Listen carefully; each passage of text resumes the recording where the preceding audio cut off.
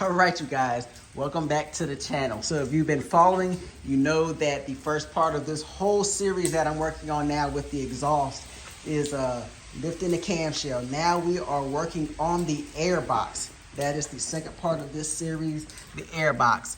In order to get to this bad guy, you actually have to lift the camshell, which is why I did that first. So if you need to know how to lift the camshell, go ahead back to my previous video and you will find how to do that and get to all the way to the part where we expose the air intake. So let's go ahead, let's get this bad boy out.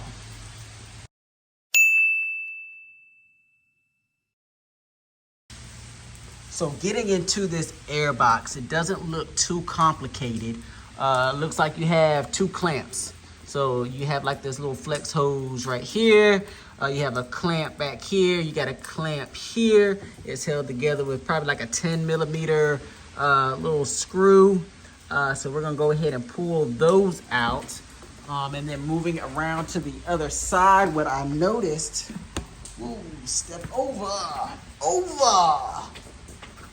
It looks like the actual Airbox here is held with a bolt there, or a screw, whatever you want to call it. I'm not sure what's over here, but it looks like that might be the only thing holding it, are those three screws, nuts, whatever you want to call them. Screws. I like screws. So let's go ahead and get into that. Okay, so really quick. So my friend here is going to require a 10 millimeter ratchet wrench. That's what I'm going to use here. Boom. Oh, let's do it the other way. How about that? Boom. Nice and easy. So let's go ahead and get that guy off. So for these guys in here, I'm going to need a 10 millimeter, something, somewhere around there, 10, something. I'm going to figure out what I need real quick and get back to you on it. But let me find a tool and let's get up in there. So I ended up finding just a really small flathead. That worked out pretty good. See if I can get some focus in there. You don't want to focus. But yeah, you just ended up using a really small flathead to get up in there. And that seemed to work for me. So that's what I'm going to use.